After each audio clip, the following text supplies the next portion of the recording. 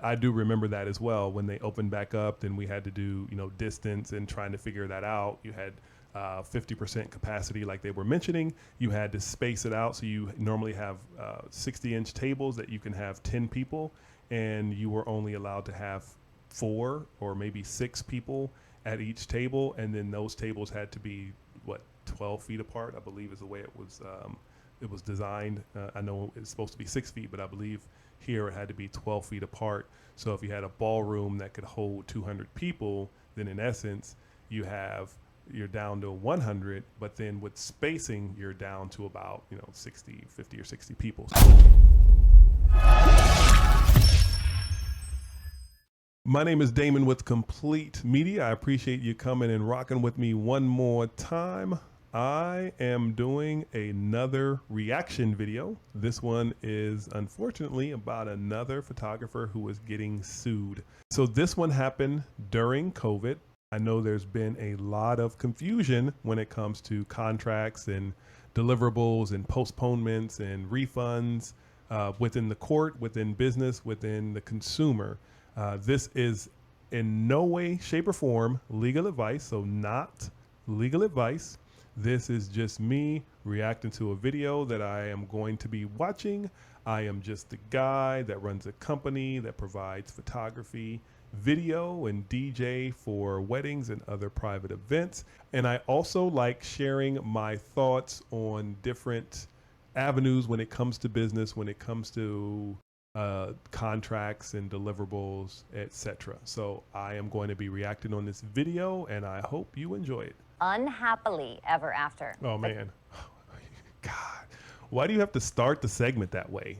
Unhappily ever after. Wow, that is just I guess a way to get somebody's attention. Let me look at it. COVID-19 wedding woes. Bah, unhappily ever after. Stay tuned.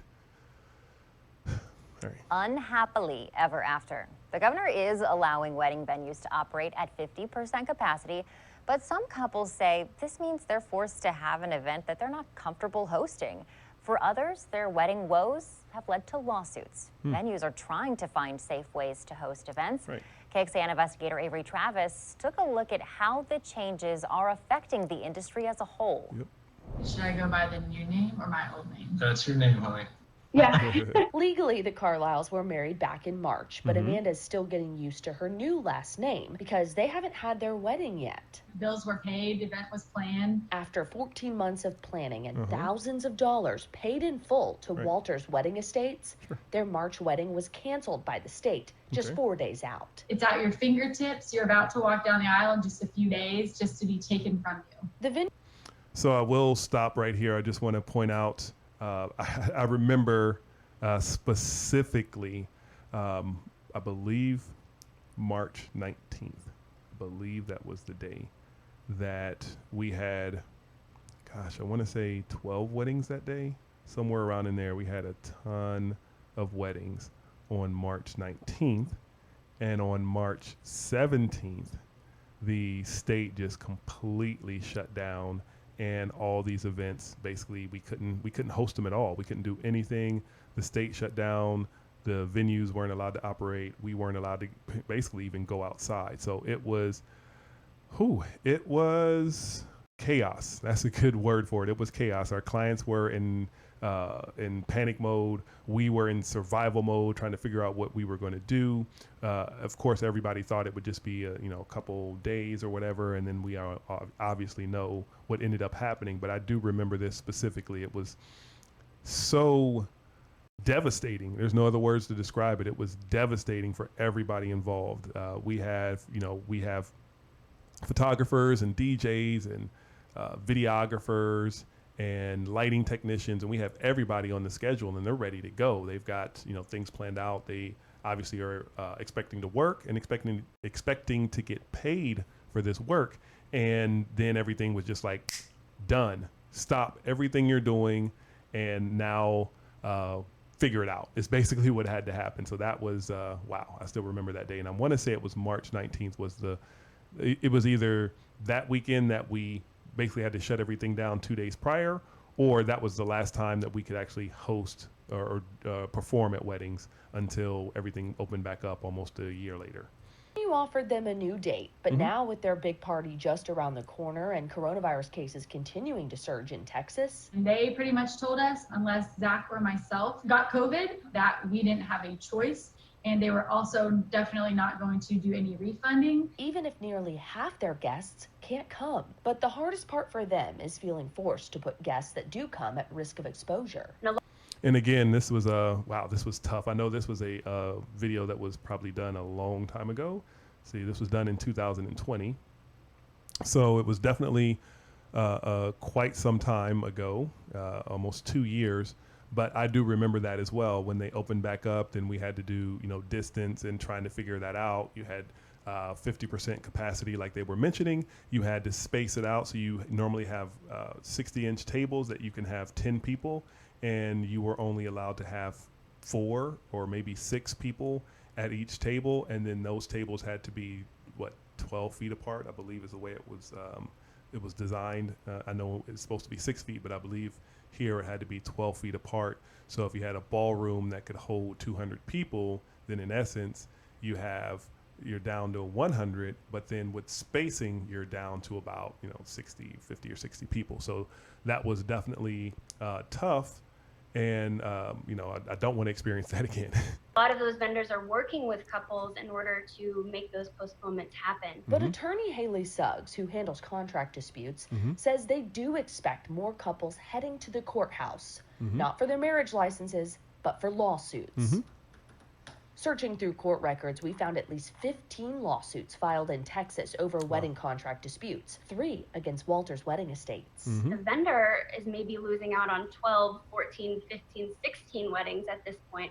And that's their livelihood. Right, Time exactly. is money too. The Carlyles don't want to go to court. They just want to have their event when they feel safer. It just doesn't feel like they care about our feelings and what our guests would have to go through. Avery Travis, KXAN Investigate. Okay, so there looks like a little bit more in the video. I do want to let the whole video play out, but I wanted to stop there. As I mentioned, as watching this video, such terrible memories, terrible memories of just trying to navigate. One of the things that we saw that, and our clients expressed to us, so it's not just me, blowing smoke, but they expressed our willingness to be flexible with them. They understand that refunds are tough, as they mentioned in this video. That's our livelihood. We do weddings, and if all weddings are shut down, then we have no income coming in. So that was a very tough experience and a tough time. And so we are going to work with you because refunds, especially you're talking about, as you mentioned, 50. We had 12 weddings on one day, so 12 wedding refunds is a big pill to swallow, and then multiply that by 4 weeks a month, roughly, times a year. So that's a lot of refunds that are just detrimental to a business. So what we ended up doing and most of our clients appreciate it, is that we were postponing, but there wasn't a time frame for the postponement. If you didn't feel safe in 2021 to do your wedding, or 2020 to do your wedding, then you wanted to wait until 2021 to do your wedding, then we moved it with you. And then 2022, whatever date that you felt that comfortable, that you're able to do that your guests are able to come, that everything will run accordingly, then we moved right along with you. And I know a lot of people were really tough about that, and we felt the need to be the opposite, to be that shining light when all the other vendors basically told them no. Then we were the ones that were able to tell them yes. We're able to move the date, because refunds are the death of a business, especially when you're talking about hundreds of weddings being refunded. Walters Wedding Estate says 500 events have been impacted across their venues, and they're trying to help couples come up with creative ways to safely host guests or reallocate funds.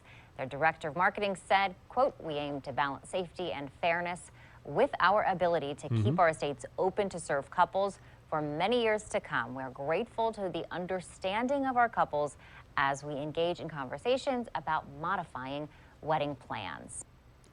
All right, looks like that looks like it's the end of the video, so I'll go ahead and stop it right there. Yeah, it was just a all around tough time for everyone. Obviously, the client, the bride, the groom, you know, they put a lot of money, a lot of time, and a lot of effort into planning a wedding, and then to have it completely evaporate or have to change or modify, going from 200 people down to 50 people, or whatever the restrictions were. Like I said, it wasn't a good time for anybody. The vendor going from, as they mentioned, 500 weddings being impacted. So there was a lot of creativity that had to happen. We were doing Monday and Tuesday and Wednesday weddings. We were doing morning weddings. We were doing a lot of different things. We had some weddings that were 50 people. We had some weddings that were less than 50 people. We had weddings that went from a venue that could host 500 down to a restaurant wedding where it was 15 people. And it's what, like I said, it wasn't the dream for anybody, but fortunately we made it through. And we were not one of those companies that got hit with any lawsuits, because I think we tried to be as empathetic as possible and creative to help out our couples as much as possible. Other venues and other vendors weren't as lucky, and I do feel for them. I know everyone has different policies when it comes to cancellations and force majeure and all of that. But I wanted to share this video because I remember it like it was yesterday. It was only a couple years ago, but those were some very, very interesting times, not just for dealing with the virus, but dealing with the impact of the world changing and having to do weddings. The one thing I will say about this experience is that contracts have changed a lot because of COVID. What a lot of our clients speak about is what happens if another outbreaks. We have, now monkeypox. So what happens if that outbreak happens and the state shuts down, or the city shuts down, or the world shuts down again? What are we going to do? And because we went through this, and we've, I was very successful navigating through it, is that we are able to tell them 100% that we'll be able to postpone and move right along with you. If your date changes in a month, for a month from now, or 6 months from now, or a year from now, then we're moving right along with you, because, we've done it. We've gone, gosh, I want to say it was definitely over 100 weddings that we were able to successfully move to new dates to help our clients out and still perform and give them the best experience possible. So we've done it, and I know we can do it again. So check your vendor's contract, or ask the question specifically what happens in an instance like we experienced back in 2020. So, as always, this is not legal advice. I am just a guy that runs a company that provides photo, video, DJ, as well as lighting for weddings and other private events. I also like being able to share my experiences of running a business such as mine, and give my 2 cents and my reaction on videos and articles that I find on the internet, and share them with you. So I appreciate you rocking with me one more time, and I will see you on the next one.